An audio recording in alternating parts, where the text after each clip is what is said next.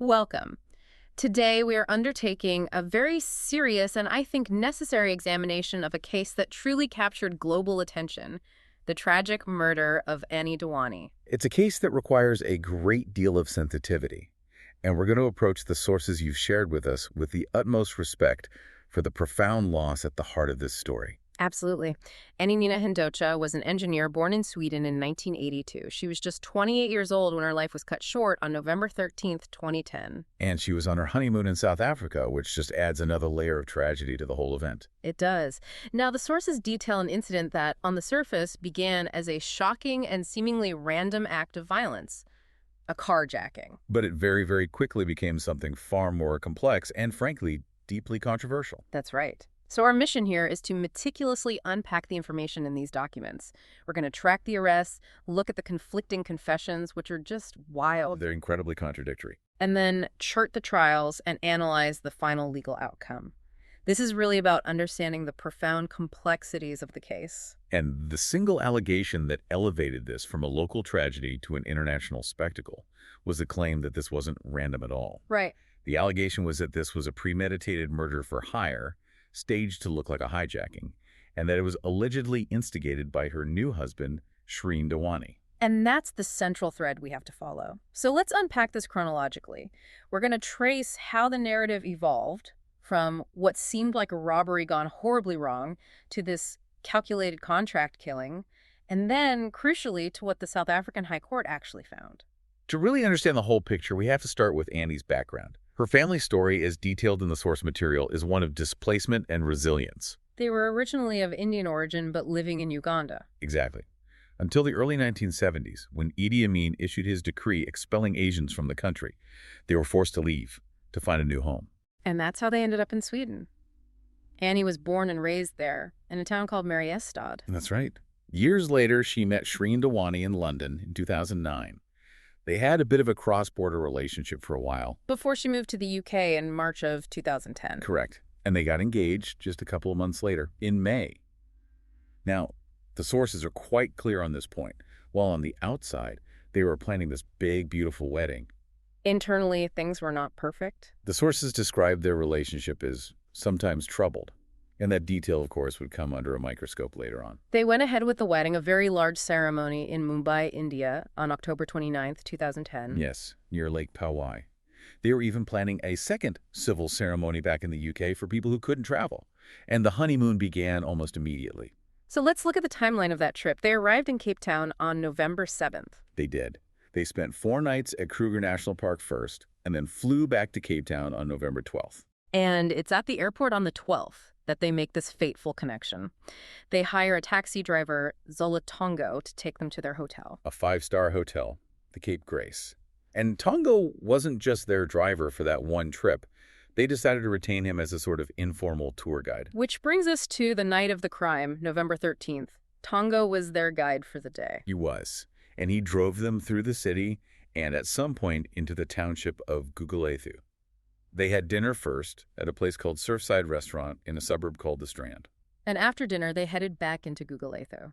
The sources say it was shortly after turning off a main road that the ambush happened. Yes, 2 armed men hijacked their taxi, a Volkswagen Shrien. The suddenness of it, going from a honeymoon dinner to a violent carjacking, it's jarring to read about. And the sequence of events during the hijacking itself became so important later on. What exactly do the sources say happened? Well, the first person forced out of the vehicle was the driver, Zola Tongo. He was ejected almost immediately, apparently unharmed. Okay, and then Shrien Dewani. He was robbed. They took his money, his wallet, a designer watch, his phone. He was then kept in the car for about 20 minutes as they drove. Before they threw him out as well. Exactly. He was left on the street. A bystander found him and helped him call the police to report the carjacking, and, of course, that his wife was still in the vehicle. A desperate search began, but it didn't last long. No. Tragically, at 7:50 the next morning, November 14th, the abandoned taxi was found in an area called Lingaletha West. And Anni was inside. She's in the back of the car, deceased. Only 28 years old. The forensics were immediately critical. What was the cause of death? The post-mortem confirmed it was a single gunshot wound to her neck. The bullet had severed an artery, which would have led to a very rapid death. And were there other injuries? There were. The examination found bruising on her inner leg, which indicated that there had been some kind of struggle. And this next point is absolutely crucial, isn't it? It became central to the legal arguments later. It did. The postmortem found absolutely no evidence of sexual assault. None whatsoever. Which really goes against the typical horrifying narrative you sometimes hear about these kinds of violent crimes. It does. At first, though, the police were focused on the robbery angle. Her Giorgio Armani watch, a white gold and diamond bracelet, her handbag, her BlackBerry, they were all missing. And they were valuable items. Very. The sources value them at around 90,000 South African rand, which at the time was over 6,000 US dollars. So initially, this all pointed towards a high-value, organized armed robbery that had just gone tragically wrong. So the initial picture is clear. A terrible tragedy, a robbery gone wrong in a city with a high crime rate, which puts immense pressure on the police to solve it, and solve it fast. And that pressure is really the context for everything that happens next. You have to remember, South Africa's economy is heavily dependent on tourism. Of course. And the country was already dealing with a very high murder rate, something like 46 murders a day on average at that time. A case like this involving international tourists creates enormous political and media pressure. A pressure cooker environment, which often leads to a rush for results, maybe cutting some corners, and the arrest did come very quickly. Incredibly quickly. On Tuesday, November 16th, just 2 days after Annie's body was found, they arrested a man named Izzalili Njini. How did they find him? A palm print left on the taxi. It was a solid piece of forensic evidence. And he confessed right away. He did. There's a videotaped confession. And what's really important is what he said in that first statement. Okay, what was the story? He admitted to being involved in a hijack, an armed robbery, and a kidnapping. But he was very clear that the Dewanis were simply victims. Just innocent victims. Exactly. He said his accomplice, a man named Kwabi, was the one who shot Annie, and that it happened during a struggle over her handbag. It fits the robbery gone wrong theory perfectly. Then, 2 days later, the second man, Mziwamodona Kwabe, is arrested. Yes, based on a tip-off. And at first he denied everything. But then something very questionable happens. What's that? The sources say he was allowed to consult with the other suspects who were already in custody, Manjani and another man named Mbulumbo, before he gave his formal statement. That seems highly irregular. It does. Yeah. And after that consultation, Kwabi's story suddenly aligns with Manjani's. He admits to the hijack and robbery, and he also says the Dewanis were just innocent victims. And then the third man, Mondim Mbulumbo, a hotel receptionist, is arrested. Right, arrested hours later after Kwabi implicated him. Mbulumbo also gives a recorded confession, admitting he helped arrange a hijacking and robbery. Again, nothing about murder, nothing about Shrien Dewani being involved. The story is consistent across all three men. Okay, so up to this point, we have a clear, consistent narrative, a tragic robbery. But this is the moment the whole case turns on its head. This is the exact moment. Because on the very same day he was arrested, November 18th, Kwabi changes his story. The same day. The very same day. In a second interview, recorded late that afternoon, he completely reverses his account. He now alleges, for the very first time, that this wasn't a robbery at all. It was a planned murder, ordered by Shrien Dewani. A complete 180. And what about Mbulumbo? The very next day, November 19th, Mbulumbo does the same thing. He changes his story to match Kwabi's, that this was a contract killing orchestrated by the husband. Unbelievable. And what about the taxi driver, Zola Tongo? He was the supposed victim. Right. Tongo had initially given 2 statements to the police saying he was an innocent victim of the hijacking. But on November 20th, he hired a lawyer, surrendered to the police, and then he too changed his story. Let me guess. His new story was that the entire thing was a planned murder staged to look like a random hijacking and that he was following Shrien Dewani's instructions. So within a 48-hour window, all 3 arrested men, who had all told the same story about a robbery, suddenly and simultaneously pivot to this new narrative of a murder for hire. It's an extraordinary shift. And that simultaneous change is what gave the prosecution their case against Shrien Dewani. Without that shift, there is no case against him. None at all.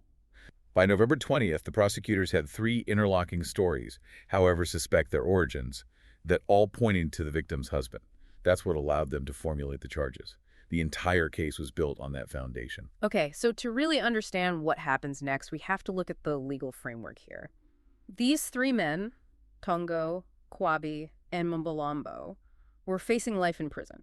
That's the crucial context. They were charged with murder, armed robbery, kidnapping. The threat of a life sentence creates an almost unimaginable incentive to cooperate with the state. It's the ultimate bargaining chip for the prosecution. They were completely reliant on the testimony of confessed criminals whose main goal was, naturally, to save themselves. And the sources lay out the two specific legal tools that were used to achieve this. The first is called Section 105A of the Criminal Procedure Act. This was offered to Zola Tongo and Mziwamidota Kwabe. It's essentially a plea bargain. It allows for a significantly reduced sentence in exchange for a guilty plea and, critically, a promise to give truthful testimony against others. So the deal is conditional. Your lighter sentence depends on the court believing your future testimony. Precisely. The second tool, which was offered to Monday Mbalombo, is even more powerful. It's Section 204 of the Act. And what does that do? This grants a witness full immunity from prosecution. Full immunity, so he could walk free. He could walk away without serving a single day, despite his confessed role in arranging the crime. The condition, again, was that he had to provide what the court deemed to be truthful testimony. That is an unbelievable incentive. The stakes for Mbalombo to deliver the story the prosecution wanted could not be higher. The ultimate prize. So looking at how it played out, Zola Tongo was the first to make a deal. In December 2010, he pleaded guilty under his Section 105A agreement. And his sentence? He was sentenced to 18 years in prison. But here's an interesting detail from the sources. Even though his deal was based on testifying, he was never actually called as a witness in the first trial, the trial of Exilila Mangini. That's strange. It is. As of August 2020, Tongo was still in prison serving that sentence. Okay, and what about Ziwamidota Kwabe, the one who alleged police pressure? He also took a Section 105A deal. He was sentenced to 25 years in prison and will be eligible for release in 2027. But the allegations his lawyer made about how his confession was obtained are, well, they're very disturbing. They are. His counsel claimed in a pretrial hearing that Kwabe had been assaulted by a police officer, specifically that he was beaten with a big torch, to force him to sign the statement that implicated Shrien Dewani. The lawyer said the police basically had the story ready and just told him to sign it. That was the allegation, that the contract-killing narrative was manufactured under duress, not confessed willingly, and similar claims were made regarding the first man arrested, Exilila Mangini. He also claimed he was tortured. His defense team argued his videotaped confession was extracted after police suffocated him with a plastic bag. They argued these irregular methods were a direct result of the immense public pressure to solve the case. Now, even if those claims weren't proven, they cast a huge shadow of doubt over the voluntariness of these crucial statements. A very long shadow. Now, Mangini's trial was delayed. He had a serious brain tumor and needed surgery in June 2011. And unlike the others, he pleaded not guilty at his trial in 2012. He did, claiming he had an alibi. His lawyers tried to get his confession thrown out because of the torture allegations, but the judge, Justice Robert Henney, ruled it was admissible. So the jury heard the confession. They did, and during that trial, Monda Mbalombo, the man with the immunity deal, took the stand. He read from a prepared statement. What did he say? He actually confessed to the court that he had lied in his previous 2 sworn affidavits. But he then promised that from that moment on, he would tell the truth. So he admits he's a liar, but asks the court to believe him now. Essentially, yes. And despite all of this, Mbalombo admitting he lied, the allegations of torture and coercion, Exilila Mangini was convicted of murder in November 2012. And sentenced to life. Life in prison. The court ruled he was the man who fired the shot that killed Annie, and, critically, it accepted the contract-killing narrative as fact, based almost entirely on the testimony of Kwabe and Mbalombo. So in 2012, that story becomes the legally established version of events. It does. That judicial finding stood as the official truth. But it was a truth built on a very, very shaky foundation that was about to be put to the ultimate test. And that test came during the trial of Shrien Dewani himself. This is where the prosecution's entire case just dramatically falls apart. It is. After a very long and public extradition battle, Shrien Dewani was sent from the UK to South Africa in April 2014. He was facing a raft of serious charges. 5 of them. Conspiracy to commit kidnapping, robbery with aggravating circumstances, murder, kidnapping, and obstructing justice. He pleaded not guilty to every single one. The trial started in October 2014. And as we've established, the state had no forensic evidence, no phone records, nothing physical to link him to a conspiracy. Nothing. Their entire case was balanced on the testimony of the 3 accomplices, Tongo, Kwabe, and Mbalombo. And that foundation crumbled almost as soon as they were cross-examined. It did. The sources are very direct about this. They state that the three witnesses contradicted their previous statements and each other on most of the key elements of the murder-for-hire story. So they couldn't even keep their own stories straight under pressure. What were some of the key contradictions? They were fundamental. For example, both Tongo and Belombo claimed there had been phone calls and text messages between them and Dewani to plan the murder. Okay. But the defense was able to produce phone records that proved those calls and texts never happened. They were completely fabricated. They invented evidence. Once you prove that, a witness's credibility is just... it's gone. It's completely destroyed. And then there was Mziwamadota Kwabe. Under cross-examination, he was asked a simple, logical question. If this was a planned hit, why was Annie driven to that specific residential area where she was killed? A crucial detail of the alleged plan. Annie simply refused to answer. He couldn't or wouldn't explain it, which cast enormous doubt on whether he actually knew anything about a plan at all. So after the prosecution presented all of its evidence, which was essentially just this testimony, the defense made a pretty bold move. A very powerful one. They applied to have the case dismissed under Section 174 of the Criminal Procedure Act. Can you explain what that is? It's a motion for acquittal at the close of the prosecution's case. It essentially argues that the state has failed to present enough credible evidence that a reasonable court might convict. So the defense is saying even if you believe every word the prosecution said, it's still not enough. Precisely. It's a high bar to clear, and it's only granted in really exceptional circumstances. And the judge, Jeanette Traverso, she granted it. She did. On December 8, 2014, she dismissed all charges. Shrien Dewani was acquitted and fully exonerated of any involvement. Her ruling was absolutely scathing, wasn't it? Particularly towards the star witness, Zola Tongo. It was devastating for the prosecution. I think it's worth quoting directly from the source material here. Judge Traverso said of Tongo, who was the only witness who could link the accused to this conspiracy, gave evidence to the court which is so improbable and contains so many mistakes, lies, and inconsistencies that one simply cannot know where the lies end and the truth begins. You can't get a more damning assessment from a judge than that. The one witness linking the accused to the crime is, in the court's eyes, a complete liar. An unreliable narrator, to put it mildly. And she went on to say that the evidence from all three men, Tongo and Belombo and Kwabi, was so replete with fundamental contradictions that it simply had to be ignored. And she didn't see these as honest mistakes. No, she called them out as intelligent people who were more than capable of attempting to twist their version to implicate the accused for their own personal gain. And her ruling had implications beyond just this trial, right? It reached back to the earlier conviction of Dewani. A huge implication. She judicially overturned the key finding of that 2012 trial. Her court ruled that, based on the evidence presented to her, Scoliel and Dewani could not have been the one who shot Annie. So the first conviction was based on a false premise. It was. She ruled that it was based on flawed forensic evidence and, of course, the now admitted lies of Monde Malombo. It shows how one corrupt stream of testimony can poison multiple outcomes. And that brings us to the aftermath and the really troubling loose ends that this case left behind. The most glaring one has to be Monde Malombo, the man who was given full immunity for truthful testimony. Yes. Judge Traverso didn't just find his testimony unreliable. She explicitly ruled that he had committed perjury during the Dewani trial. And this was after he had stood up in court and read a statement promising he would finally tell the truth. Correct. The judge pointed out that his little pre-prepared speech about telling the truth was virtually identical to the one he gave right before lying in the Mangani trial. It suggests a cynical, repeated pattern of behavior.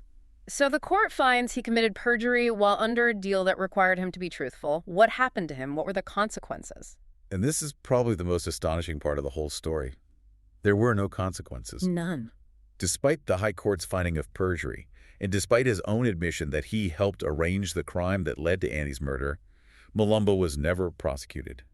Not for the perjury, and not for his role in the murder. How is that possible? The Director of Public Prosecutions simply decided in November 2015 not to pursue a case against him. That's just a staggering outcome. A key conspirator who lied to the court repeatedly, potentially to send an innocent man to prison for life, just walks away completely free. It raises very serious questions about the integrity of those Section 204 immunity deals.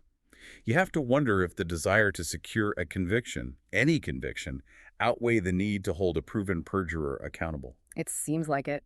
And just to close the loop on Ilflila Mingjini, the man who was convicted of being the shooter. His story also ends tragically. He was terminally ill with that brain tumor, but he was denied medical parole in July 2014. He died in prison in October 2014, just before Dewani was acquitted. Now, outside the courtroom, the media continued to dig into this, didn't they? The BBC's Panorama programs were quite influential. They were. Their 2012 broadcast really highlighted the forensic evidence, suggesting the bullet path through Annie's hand, then her chest, exiting her neck, pointed more towards a chaotic struggle than a clean execution shot. And the 2013 follow-up went even further. It did. It laid out many inconsistencies between the physical evidence and the prosecution's story. The program strongly suggested that the forensics pointed to an accidental shooting during a struggle for her handbag, just as Mingini had said in his very first confession. After Dewani's acquittal, there was still public outcry. A formal complaint was even lodged against Judge Traverso. Yes, alleging judicial bias. But that complaint was reviewed by a Judicial Conduct Committee and dismissed in April 2015 as being frivolous and without substance. They fully upheld her conduct and her ruling. And Annie's family, understandably, were still searching for answers. They tried to get the UK coroner's inquest reopened. They did. But the coroner in North London ruled against it in October 2015. He explained that he was legally prohibited from reaching a conclusion that was inconsistent with the findings of the South African courts. So the acquittal stood as the final legal word. It did. And years later, in August 2018, the family released a statement that I think shows just how much pain lingered. It was in response to news about Shrien Dewani's private life. What did they say? A family spokesperson said, "We accept he did not murder Annie, but he lied to us and had a very secret gay life. He owes us an apology for his lies." That's heartbreaking. It shows they had to separate the legal finding of his innocence and her death from the personal sense of betrayal they still felt, which just compounded their grief. When you lay it all out like this, the examination of the Anni Dewani case is really a powerful look at just how fragile the justice system can be, especially when it's under such intense public scrutiny. The central complexity is just so stark, isn't it? A young woman was tragically murdered, and the men who were responsible for it managed, for a time, to shift the blame entirely onto her husband. And their sworn testimony was only rejected after it was put under the microscope in a courtroom and found to be full of inconsistencies, fabrications, and outright perjury. I think this whole story really illustrates how quickly a narrative can solidify in the public's mind. The idea of the honeymoon husband hitman was such a compelling story. It was. But it took years of rigorous cross-examination and judicial scrutiny to completely dismantle it. It's a powerful reminder for all of us about the importance of critically looking at evidence, especially when it comes from witnesses who have everything to gain by lying. Especially when they're offered immunity. And that really leads to the final, I think, profound thought that you should be left with. This case had credible, documented allegations of torture being used to get confessions. It had proven serial perjury from multiple key state witnesses. And a final court ruling that threw out their testimony entirely. So you have to consider the consequences, not just for Shrien Dewani, who was acquitted, but for the very idea of truth and justice. When legal proceedings depend entirely on the word of people who have already proven in court that they're willing to lie for their own personal gain. That's the difficult legacy of this case. It's a very powerful and troubling question, and it really highlights the deep vulnerabilities in any system that relies so heavily on that kind of testimony. Thank you for engaging with us in this analysis of the source material. We appreciate you sharing your sources with us. Thanks for listening.